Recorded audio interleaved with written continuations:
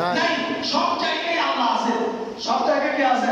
আল্লাহ আছে। মসজিদে যেমন আল্লাহ আছে, দোকানেও আল্লাহ আছে, ঘরেও আল্লাহ আছে, মাঠেও আল্লাহ আছে, বাজারেও আল্লাহ আছে, পাহাড়েও আল্লাহ আছে, সব জায়গায় আল্লাহ আছে। আমি আল্লাহ চোখ ফাঁকি দিয়ে কিভাবে মদ খাবো? সুবহানাল্লাহ বলবেন। সুবহানাল্লাহ। আল্লাহর ভয় যদি আপনার অন্তরের মধ্যে থাকে, তাহলে আপনার দ্বারা কোনো বাজে নোংরা কাজ করা সম্ভব হবে না।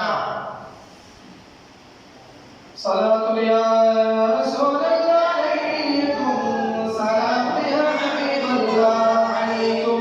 তারা ভাই বলে ডাকাতের সর্দার কাকা, তার নাম কাকা সৈয়দ আহমদ শাহ সিদ্দিকী রাহমাতুল্লাহ আলাইহি দরবারে উপস্থিত হলেন। উনি যেদিকে যাচ্ছেন, সৈয়দ আহমদ শাহ সিদ্দিকী রাহমাতুল্লাহ আলাইহি উনিও সেদিকে যাচ্ছেন। ডাকাতের সর্দারকে প্রশ্ন করেছেন, তুমি কোথায় যাচ্ছ? বলেন, আমি আল্লাহর ঘরে যাচ্ছি। কিসের জন্য? নামাজের জন্য। নামাজ পড়া যখন শেষ হলো, সৈয়দ আহমদ শাহ সিদ্দিকী রাদিয়াল্লাহু তাআলা বললেন, তুমি বায়াত হয়ে যাও। কে হয়ে যাও? আওয়াজ দেন। কালকে উরুস গেছে না, এখান থেকে অনেকে উরুসের মধ্যে গেছে, যাই হোক, তুমি বায়াত হয়ে যাও। সৈয়দ আহমদ শাহ সিদ্দিকী রাদিয়াল্লাহু তাআলা যখন এই কথা বললেন, তখন ডাকাতের সর্দার বলল, ঠিক আছে, আমি বায়াত হব, আমার দুইটা শর্ত রয়েছে। আমার কয়টা শর্ত? দুইটা শর্ত। কি কি? এক নম্বর, আমি মদ ছাড়তে পারবো না। কি ছাড়তে পারবো না? মদ ছাড়তে পারবো না। দুই নম্বর, আমি জিনা ছাড়তে পারবো না।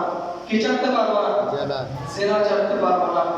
এটা বলার পর সৈয়দ আহমদ শাহ সিদ্দিকী বললেন, তুমি যখন আমাকে দুইটা শর্ত দিয়েছো, আমিও তোমাকে দুইটা শর্ত দেবো। কয়টা শর্ত? দুইটা শর্ত। এই দুইটা শর্ত যদি তুমি মানতে পারো, তাহলে অবশ্যই আমি তোমাকে বায়াত করাবো। উনি রাজি হলেন। দেখি আপনার শর্তগুলো কি? তুমি মদ খেতে পারবে, মদের বদলে যদি শুয়োরের বাচ্চা দেখো, মদ খায় যে গ্লাস আছে না, গ্লাসে যদি শুয়োরের বাচ্চা দেখো, তাহলে তুমি মদ খেতে পারবে না। দ্বিতীয় নম্বর, তুমি জিনা করতে যাবে, যেখানে যাও না কেন, সেখানে যদি তুমি আমাকে উপস্থিত পাও। কাকে? আওয়াজ দেন। সৈয়দ আহমদ শাহ সিদ্দিকী রাহমাতুল্লাহ আলাইহি যদি উপস্থিত দেখো, তাহলে তুমি সেখানে জিনার মধ্যে লিপ্ত হতে পারবে না। শর্ত কয়টা? দুইটা। ডাকাত সর্দার কয়টা শর্ত দিল? দুইটা। আর সৈয়দ আহমদ শাহ সিদ্দিকী কয়টা শর্ত দিল? দুইটা। দুইটা। উনি যখন বায়াত হচ্ছে, তখন সৈয়দ আহমদ শাহ সিদ্দিকী গৌস পাকের নজরে করম দিয়ে তার দিলের মধ্যে দেখে যান। সুবহানাল্লাহ। সুবহানাল্লাহ। উনি গৌস পাকের হাতে বায়াত হলেন। কি হলেন? সৈয়দ আহমদ শাহ সিদ্দিকী রাহমাতুল্লাহ আলাইহির হাতে কি হলেন? বায়াত হলেন। বায়াত হওয়ার পর তিনি একটা ফ্যান বন্ধ করেছেন, সেটা ভুলতে থাকে না। মানুষের অভ্যাসের কাজটা মানুষ পূর্বের অভ্যাসকে এত সহজে বিলুপ্ত হবে আপনার চরিত্র থেকে, এত সহজে বন্ধ হবে না, বিলুপ্ত হবে না।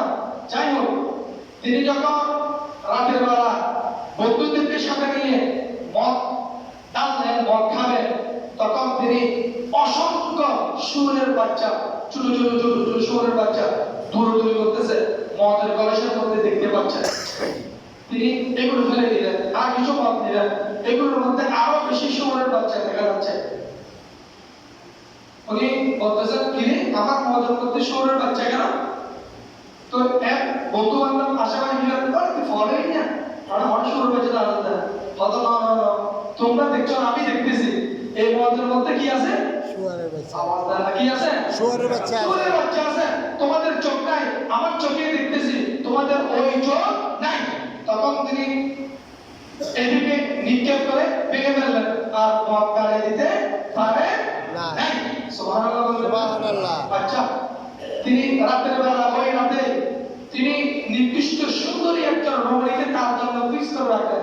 ওই দরজায়, ওই ঘরের রুমে ঢোকার জন্য দুইটি দরজা আছে। কয়টি দরজা? দুইটি। এক দরজা দিয়ে ঢোকার জন্য চাইলে ওইদিকে সৈয়দ আহমদ শাহ সিদ্দিকী লাঠি নিয়ে কি আছে? দাঁড়িয়ে আছে। কি আছে? দাঁড়িয়ে আছে। দ্বিতীয় দরজা দিয়ে তিনি ঢুকতে চাইলেন, ওইখানে সৈয়দ আহমদ শাহ সিদ্দিকী রাউন্ড দিচ্ছে। সুবহানাল্লাহ। সুবহানাল্লাহ। ওনার পক্ষে গুনাহ করা কি সম্ভব হয়েছে? আপনাদের আওয়াজ বলতে হয়েছে মনে হয়? ওনার পক্ষে ডাকাত সর্দার কি গুনাহ করতে পেরেছে? না। মদ খেতে পেরেছে? না। জিনা করতে পেরেছে? না। কেন পারে নাই? তার দিলের মধ্যে কি ছিল? আল্লাহ ছিল। তার দিলের আল্লাহ ছিল। আচ্ছা, আপনারা শহরে যান, একেবারে ময়লা আবর্জনার মধ্যে কাজ করে, তীব্র গন্ধ, আপনি চাপ দিয়েও আপনি নিজেকে মানে কন্ট্রোলের মধ্যে রাখতে পারেন না। ওইখানে 3 জন 2 জন 5 জন 10 জন মানুষ নাকি কিছু দেয় নাই, এরা ময়লাগুলো তুলতেছে। কোনো খবর নাই, কোনো খবর আছে? কোনো খবর আছে? ওই তারা ময়লার সাথে মিশতে তাদের মানে ওই শরীর ভারসাম্য হয়ে গেছে, ঠিক না? ঠিক আমি আপনি গুনাহের কাজে লিপ্ত হতে গুনাহ কি জিনিস সেটা আমরা ভুলে গেছি। না হয় 30 লক্ষ শহীদের বিনিময়ে যে রাষ্ট্র আমরা পেয়েছি, এখনো যদি এই রাষ্ট্রের মধ্যে আমার গুণ দর্শিত হয়, আমার স্বাধীন নাগরিক হত্যার শিকার হয়, আমার দেশের টাকা বিদেশের মাটিতে পাচার হয়, 2 টাকার দাম বৃদ্ধি হলে হরতাল আর অবরোধ দেখেছিলাম, 30 টাকা দাম বৃদ্ধি, কোনো আওয়াজ নাই, কোনো কি নাই, আওয়াজ নাই। আমরা গুনাহের মধ্যে, অপরাধের মধ্যে, পাপের মধ্যে লিপ্ত হতে হলে সব কিছু আমাদের মধ্যে সক্রিয় পর্যায়ে হয়ে গেছে। যদি বলুন ঠিক কি না? আমরা গুনাহ কি আর নেকি কি এগুলো আমরা পার্থক্য করাও আমরা ভুলে গেছি কি গেছি না? ভুলে গেছি, আমরা জানি না। 7 মাসের সন্তান পেটের মধ্যে নিয়ে দর্শনের শিকার হয়েছে, সেটার নামই বাংলাদেশ। সেটার নামই কি? দর্শন করে পেটের সন্তান বাহির করে ফেলেছে। এটা যদি কোনো একজন হিন্দু মেয়ে হতো, এতক্ষণে চেতনা বাসা প্রতিটা কতগুলো নারী আছে না, এরা ঢাকা শহরের রাজপথ কাঁপিয়ে ফেলত। বাকিস সেটা মুসলিমের মেয়ে, সেটা কার মেয়ে? মুসলিমের মেয়ে।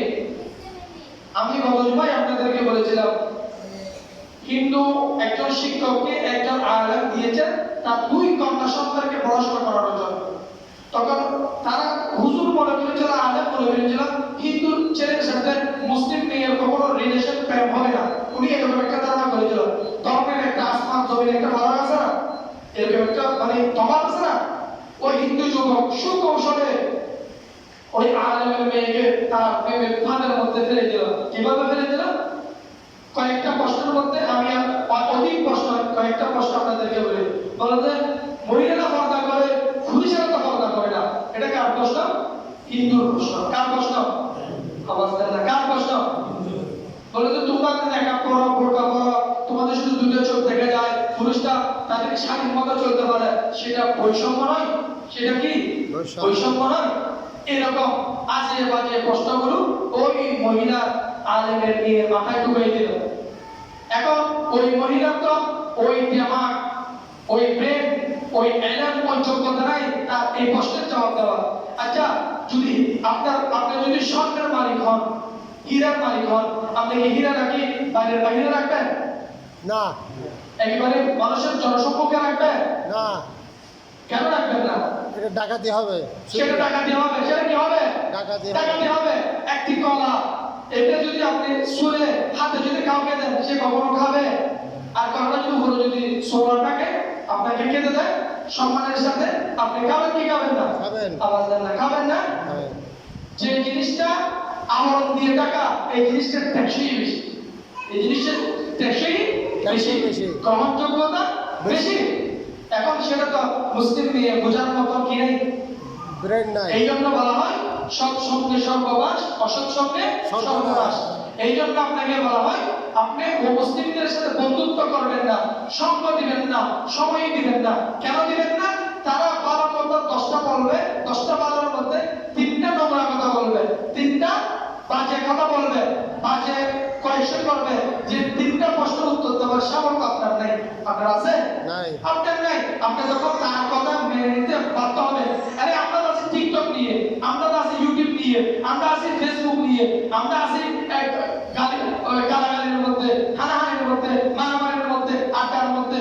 আমরা মুসলিম সমাজের কি নামাজ কালাম পড়াশোনা ইত্যাদির মধ্যে প্রতিযোগিতার মধ্যে আছি? ইরানের ছোট্ট ছোট্ট শিশুরা পর্যন্ত আজকে তাদের রাষ্ট্রের পক্ষে, দেশের পক্ষে, দেশের সম্মানের জন্য, জীবন দেওয়ার জন্য যুদ্ধের পোশাক করে প্রস্তুত। সুবহানাল্লাহ বলবেন না? কেন প্রস্তুত? তাদের মধ্যে দেশের ভালোবাসা রয়েছে। দেশের কি রয়েছে? ভালোবাসা রয়েছে। দেশের প্রতি দায়িত্ববোধ রয়েছে। তাদেরকে ছোট থেকেই দেশটা শিক্ষা দেওয়া হয়েছে। ঠিক। এখন আমাদেরকে শিক্ষা দেওয়া হয়েছে চেতনার